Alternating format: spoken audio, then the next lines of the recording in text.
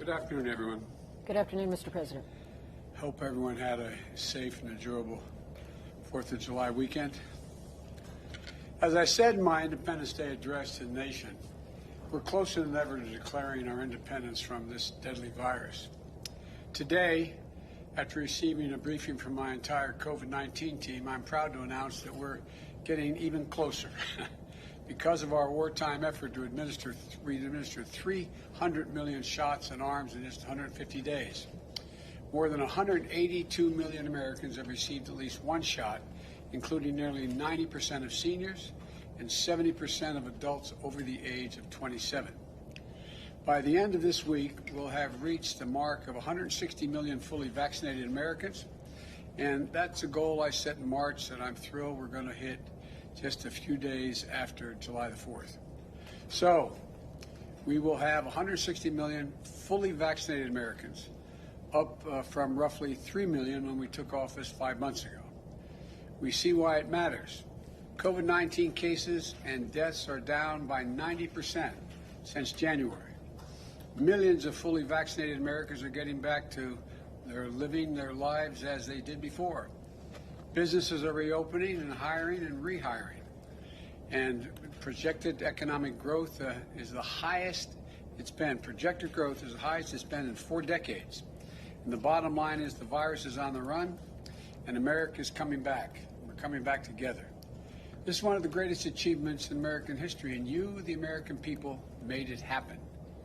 But our fight against this virus is not over.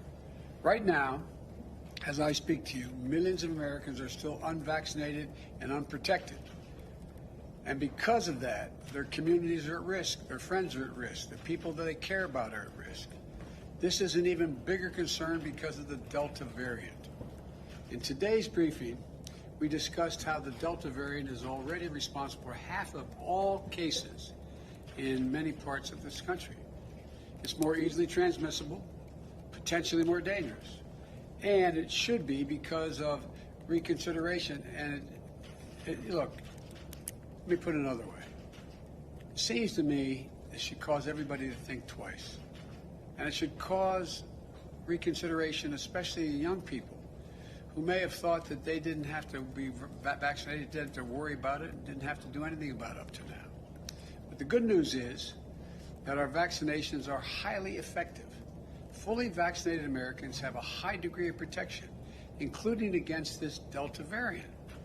Study after study after study has shown that since early May, virtually every COVID-19 hospitalization and death in the United States has been among the unvaccinated. So, if you're vaccinated, you're protected. But if you're unvaccinated, you're not. And you're putting yourself, more importantly maybe from your perspective, your family, and your friends at risk. So please get vaccinated now. It works, it's free, and it's never been easier, and it's never been more important. Do it now, for yourself and the people you care about, for your neighborhood, for your country. It sounds corny, but it's a patriotic thing to do.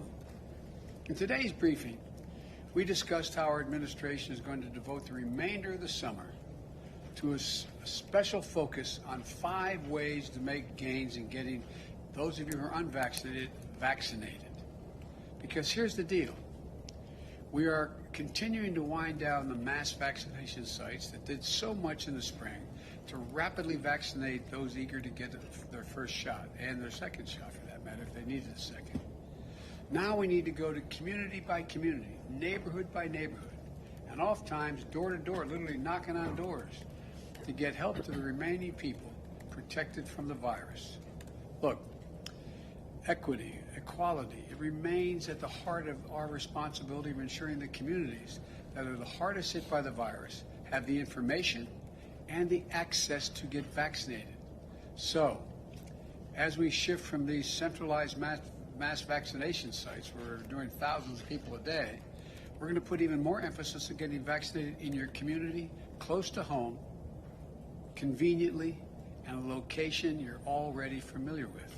First thing we're going to do, this includes 42,000 local pharmacies where folks with questions can talk to the pharmacists they know and already have dealt with.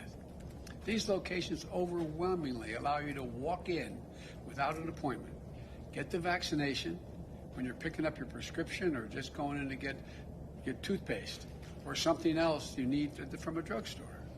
Second, my team is going to place renewed emphasis on getting the vaccines to more and more family doctors and healthcare providers, so more Americans will get this shot at their doctor's office from the folks that they know and they trust the most.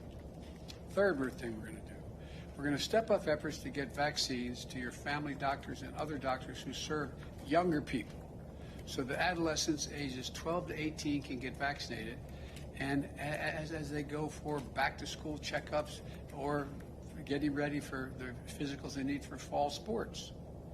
Fourth, we're also intensifying our efforts to meet people where they are, outside of their neighborhoods, pharmacies, and doctor's offices. This includes continuing to work with employers to make vaccination shots available at work, on a work site if possible, or give their employees paid time off to get vaccinated in a nearby facility. And fifth and finally, we're sending out more mobile clinic units out there to help people at special events, summer festivals, sporting events, as well as places of worship wherever we can find people gathered. In addition to these initiatives to continue to vaccinate the unvaccinated, we're stepping up our preparations to respond to the outbreaks we're going to see among the unvaccinated. For that, we're mobilizing what I'm calling COVID-19 surge response teams. These teams are made up of experts from FEMA, the Federal Emergency Management Agency, CDC, the Center for Disease Control and Prevention, and elsewhere across our government, other groups.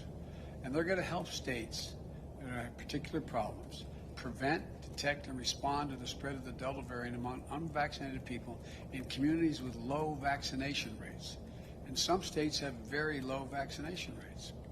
They're going to be able to we're going to deploy things like testing to expand detection of the virus, medicines to help treat the infected, and we're going to provide federal personnel to fill gaps in staffing and technical experts to help investigate outbreaks, because they're going to happen in states with very low vaccination rates. The bottom line is my administration is doing everything it can to lead a whole of government response at the federal, state, and local levels to defeat the pandemic. But we need everyone to do their part. Millions of Americans have already done that. We have to keep it up, though. We have to keep it up till we're finished. Let me close with this. We are emerging from one of the darkest years in our nation's history into a summer of hope and joy, hopefully. Think about where you were last year, where you are today, what you were able to do last year at this time and do today. It's a year of hard-fought progress. We can't get complacent now. The best thing you can do to protect yourself and your family and the people you care about the most is get vaccinated. The best things the community can do to protect themselves is to increase vaccination rates. You can do this. You can do this. Let's finish the job. Finish it together. God bless you all, and please get vaccinated. It makes a big difference. As I said, it's a patriotic thing to do. May God protect our troops. Thank you. Mr. President, on the latest ransomware attack, can you tell us if you believe that rises to the level of U.S. retaliation? I can tell you a couple things. I received an update from a national security team this morning. It appears to have caused minimal damage to U.S. businesses, but we're still gathering information to the full extent of the attack, and I'm going to have more to say about this in the next several days. We're getting more detail and information, but that's what I can tell you now, and I feel good about our ability to... Mr. President, is Putin testing you, sir? Twice about the Delta variant. What did he mean by